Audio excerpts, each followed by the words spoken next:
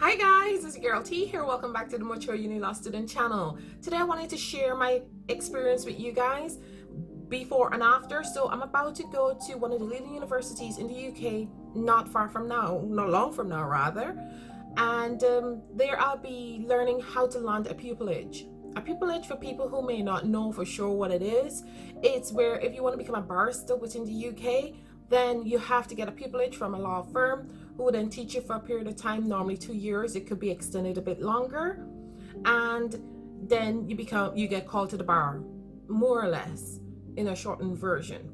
So today I'll be doing that, and I'm quite excited. I'm quite anxious and nervous a little. However, I'll let you guys know how it goes. I'm going to be taking a train to get there today because it's not accessible by car to the university itself. You can get to the city center, but it's expensive to pay parking. So I'm going to be taking the train. When I'm on the train and on the way there, when I get to the university, I'll do a quick video, tell you guys, hey guys, I'm here, I made it safely and stuff like that. And maybe if I can, I'll do a little video inside the venue to give you an idea what it may be like should you embark on this journey yourself one day when you decide whether you want to be a solicitor or a barrister. Also today, they will be conducting the solicitor equivalent training at the university too, but because I decided that I'm going to try and pursue the route to become a barrister or go down that road, I'm attending the one how to land a pupillage today. I hope this video, as usual, will be informative and helpful to people in the future. That's the bottom line, really. So see you guys soon. I'll keep you up to date. I'm excited and nervous. Yay! Hi guys, I'm at a train station now, early, waiting on my train to head to my destination, and the anxiety is still there, but it's also really cold outside on the platform. As you can hear the PA in the background. I got me a cup of coffee, mocha to be exact, so I'm gonna have that keep me warm while I wait and keep you guys up to date and let you know how it went. So thank you for watching again, and see you guys soon. So guys, yesterday was really amazing. There was lots and lots of information. It was really productive. Bearing in mind, it was over a space of 5 hours or just a little more, but for the last hour or so, it was spent, having a meal, networking, interacting with people. But from the beginning to the end, it was absolutely fantastic. And I would encourage each and every one of you who may want to be a lawyer, i.e. a solicitor or barrister in the UK, to try to get to one of those events. I'll give you a bit about the structure, what happened yesterday, things that I took away personally and I have learned, the things that I will be putting into practice in as much as I can. So yesterday we were welcomed. That was the first part of it. Thank you for coming and stuff like that. The chairperson who led the event, she introduced herself and the team from the university, which was really nice, and they were all friendly. Then we went on to how to land a pupillage workshop. I'm looking over to the side because I have the program here, as you can see. So I just don't want to miss anything. I want to give you all the information that I have with me or that I took away with me and that I can remember, so you have an idea should you attend one of those how it will go. So we had a welcome, like I just said. Then it went on to how to land a pupillage workshop speed mooting session. Oh my gosh, I was nervous when I went up and did it, in all fairness. However, the experience, invaluable. So we went into the room, we got the trial bundle, and we got a case. So it went to the appeal court. So there were 5 responses or 5 submissions to be made. I was on the team for respondents, and we were doing submission 5. So you had 30 minutes to read what it is that you had to say, and then you look at the trial bundle to find the appropriate paragraphs to make your argument in 30 minutes. So you had maybe like a 15-page, I think it was, maybe a bit more, a bit less, trial bundle with the information also from the respondents and giving you a little brief of what happened. It was really intense but fun, and if that's what fuels you, you'd enjoy it. So you had to read in 30 minutes, then you went up to the pulpit, and one of the tutors there, he was acting as the lord, the judge. So you address them appropriately. Your lordship, I'm here on behalf of the respondents in this issue, and you make your submission. Basically, it was really, really good. It puts you in the spot, yes. However, you may have a case last minute come through from your clerk or from your chambers, and you have to go like that. But it's practice. So this is where you practice in order to be perfect in the real world. I highly recommend it. I hadn't tried speed mooting before. I've heard of it. I've done mooting at university so far, but I hadn't tried speed mooting. And now that I've tried it and I've done it, I want to do it again, because the only way to go is up. You can only get better. You can't get worse. And even if you do get worse, or you do feel anxious and you start panicking or whatever the case may be, it'll only build you and build your confidence, and eventually you'll get better rather than worse. So I highly recommend that everyone try it at least once if you're looking to pursue a barrister role or a barrister profession or a solicitor advocacy role, or do any advocacy altogether within court or anywhere. Definitely I recommend you doing it. The next event went on to the panel session. This is where, like I was saying just now, that we had the panel. You had executives from some chambers, you had professional barristers, you had pupil barristers. It was really, really amazing. We got to ask questions. So us students asked the panel questions and they answered, and they weren't shy about answering. They gave us full, in-depth answers that really made us think, and things to consider, and think their personal experiences. So it made us able to relate to what was being said and to them as persons, and not just seeing them as, oh my gosh, how can I ever be like you, or oh my gosh, how can I get there, or as they said last night, not putting yourself and making yourself feel as though you're an imposter. So you having that imposter syndrome feeling. It was really invaluable, and also it gives you a chance to see barristers as humans, as people. They're not this mean, scary people or persons that practice in that profession, like, you can't approach them or anything. They were friendly, approachable, really nice. I highly again recommend that you do attend one of these events if you can. So after the panel session, they then went on to networking, food and drinks and stuff like that.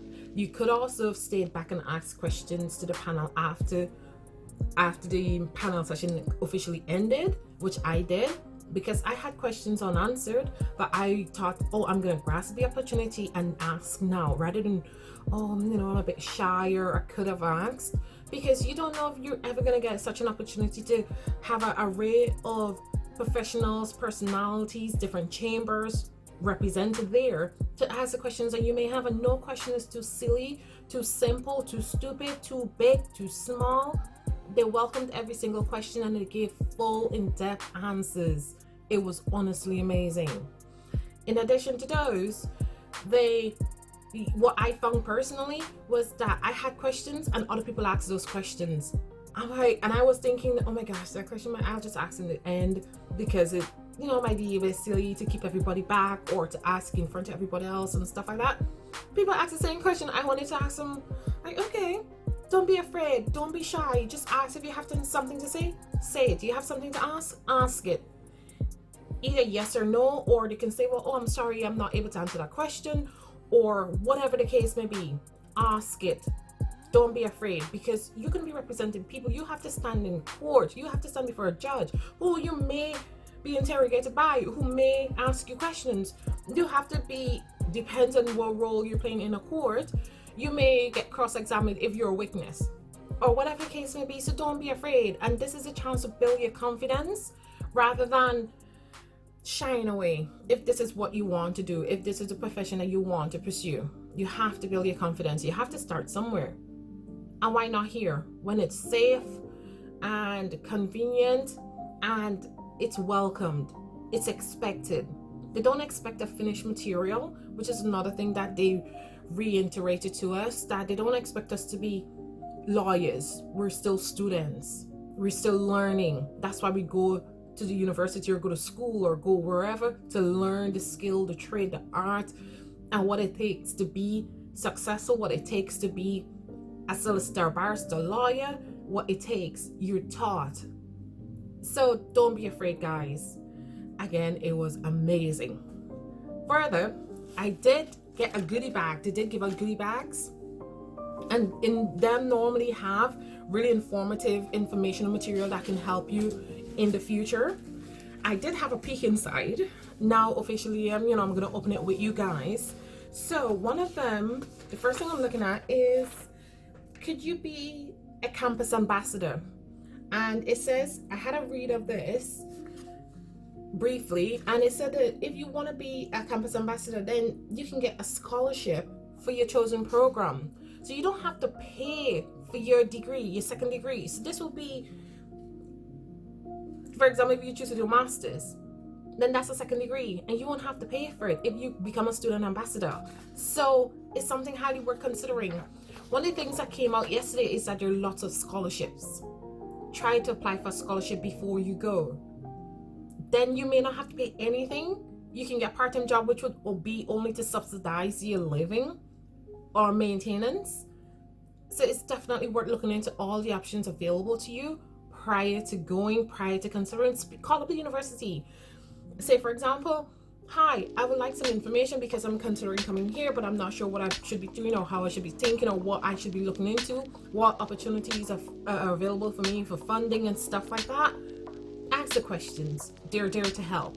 And most, if not all, you're going to find out really helpful and informative, especially the one that I attended yesterday. Further, there's more information. Again, as much as I would like to be a barrister, they have information on the LPC, which is to become a solicitor. So it's legal practice course, getting ahead, tips and tricks. And they had barristers spoke to us who are practicing now and give us, for example, interview tips and strategies, what to do, what not to do, what to say, maybe how to say it, what interviewers will be looking for, a panel of interviewers, stuff like that. So it's definitely worth considering attending one of these events. You have future qualification routes for solicitors. This is, again, if you want to be a solicitor. So as much as I went to the one for barrister, there's lots and lots of information. So this is if you want to do a master's, LLM, with your solicitor LPC course, law conversion course. So if you've done, for example, a history degree or a music degree. I was going to say piano or one of these other instruments, forgive me. And you want to do law. You're like, oh, I've always been interested in law, but I did a different degree and I didn't know if it's possible to transfer it over or move it over, whatever the case may be. You can. Conversion course. And you also can get sponsorship for them. You have the graduate diploma in law, GDL, and there's more information on the backs of them also. So it's definitely worth considering or calling them up if you want to do masters, straight masters of law.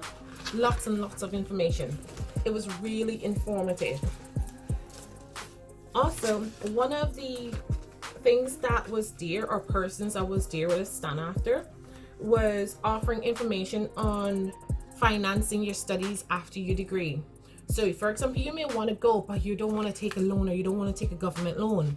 They're independent companies, this one in specific, that's offering you the money to sponsor yourself during that. But this one here is specifically for law. So that's something else I didn't know yesterday until I went there. So it's really informative. I got a little book also, which is really cute and nice. Thank you. And your legal career starts here. Information that is invaluable again. It's worth it, guys. The bottom line is, it's worth it. Go after it. I've learned so much. And again, it's putting it into practice. I made some notes yesterday that I would like to share with you guys. And one of the things that came out is, if you're really interested in being a barrister, read The Secret Barrister. I've heard of it before. It's a book, and I'm definitely gonna get it now. So maybe that's one thing you can do. One of the other things that I made a note of is go to court and learn the different styles of advocacy. Everybody is unique and everybody's different, and you may have one way of speaking, of articulating yourself or putting across an argument. No one way is the right way. And by going to court, you'll be able to observe different people in that environment using their own technique and strategies, and that's absolutely fine. So you can pick up hints and tips and see how they're doing what they're doing, how it's being done, how it's supposed to be done by that one person and by many others. And then you can come up with your own style in keeping with the law, in keeping with what will be required of you. Definitely worth it. Another tip that I made a note of is get the best grade possible. That was emphasized a lot yesterday. It's very competitive. If you want to be a lawyer, it's very competitive. So you will have to get the best grade possible. Not that if you don't, you can't get in. You possibly can, but it'll just make it that little bit harder, because you're going to get people who are getting a first class degree, for example, or a 2-1 degree. Then they're probably going to get looked better or more over someone who has a 2-2 degree or something lower. So one of the things that they did say is get the best grade possible. And if you're looking to go into any chambers or even a solicitor's firm, be commercially aware. Commercial awareness is where you learn what's going on in the world today, especially if you're going into corporate law, or you would like to go into corporate law or commercial law or whatever area in respect to that. It's also invaluable to know what's happening in the financial world, the commercial world. Be commercially aware. What's happening with a firm? What big deals did a firm undertake recently? Stuff like that. Be commercially aware is very important. Prepare for an interview like you would an exam. And watch a lot of news. So I found that, like, wow, these are things I personally didn't think of before. But when you hear it, you're like, yeah, that's so simple and that makes sense. It just helps you to be even more prepared, because you can think you're prepared, but when you get there, if you have the jitters or anything like that, you're like, So prepare for it like you would an exam. You'll get all the information you can and you'll study, you'll be prepared, and be natural. That's another thing that came out. Be natural, be confident. Do not be shy. Don't try to be something that you're not. Be yourself. That is so important. And I reiterated that yesterday a lot. Be yourself. Be natural. Another thing is talk about your own experiences. And that is what interviewers will look for too. So instead of speaking abstractly or about somebody else's experiences or something that you may have heard, speak about your own. What are the experiences in your life that you can relate to whatever question had been asked? So speak about your own experiences. And the last one, if you get an interview, look at the bar code conduct. That's one of the things that came out yesterday. Look at the bar code conduct. How you're supposed to act, how you're supposed to conduct yourself, how, stuff like that. I haven't looked at this, so I can't really say to any great degree what's inside, but those are the tips that I wrote down because I think, well, yes, I need to know them for myself and I wanted to share it with you guys. I hope this video, even though it's 3-parted, filmed in 2 different locations, I hope it's really helpful and informative, because I had an amazing time yesterday and I thank the university for that, and I hope it helps you as it helped me. If you like this video, you know the drill. Please like, share, and subscribe, and look out for my next video. If you do subscribe, you'll get an automatic notification. Thanks for watching. Bye.